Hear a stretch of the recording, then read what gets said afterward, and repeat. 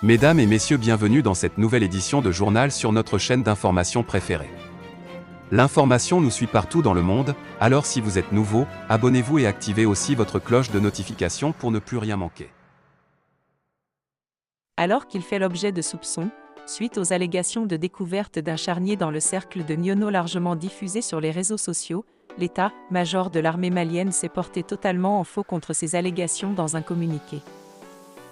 Une vidéo et un audio montés de toutes pièces circulent sur les réseaux sociaux depuis le jeudi 3 mars 2022, faisant état d'une exécution sommaire collective par des forces armées maliennes sur les populations civiles dans le secteur de Diabali dans la nuit du 1er au 2 mars 2022. C'est en ces termes que l'état-major général des armées maliennes a qualifié les images du charnier découvert dans le cercle de Niono, des images largement diffusées sur les médias sociaux et dont on fait endosser la responsabilité à l'armée. Dans ce communiqué lu sur les antennes de la chaîne nationale, l'armée malienne a rejeté toute responsabilité en se portant en faux contre ces allégations de nature à jeter le discrédit sur les forces armées respectueuses des droits de l'homme et du droit international humanitaire.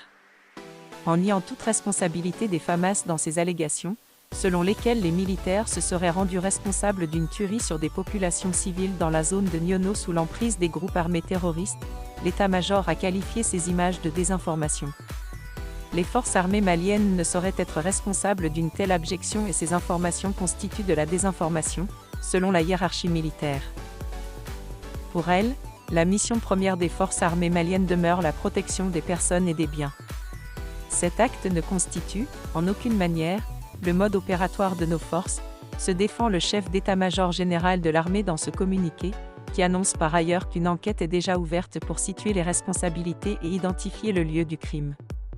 La question de la découverte de ce charnier est également évoquée par la mission des Nations Unies au Mali qui pourrait, selon certaines sources, ouvrir une enquête.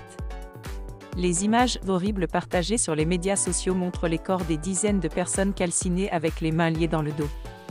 Dans le cadre de l'exécution du plan d'urgence de relance du trafic ferroviaire de voyageurs et de marchandises entre Bamako et Diboli, adopté par le gouvernement du Mali en Conseil des ministres le 2 octobre 2019, la Société de patrimoine ferroviaire du Mali, Sopafé Malissa, a entamé des travaux de grande envergure sur la voie ferrée de Bamako à Kay, indique le communiqué. Aussi, précise-t-il, ces travaux de voie portent notamment sur le curage des fossés et ouvrages d'art, le renforcement de la plateforme, le remplacement des rails et des traverses, la réhabilitation des ponts de Toukoto, Maïna et Galougo. Le ministre, dans le communiqué, insiste sur le caractère spécifique des dits travaux qui requièrent l'utilisation de matériel roulant ferroviaire, locomotives et wagons, et d'engins de travaux de voie, drésine, tout au long de la voie ferrée. Par conséquent, il est demandé aux riverains de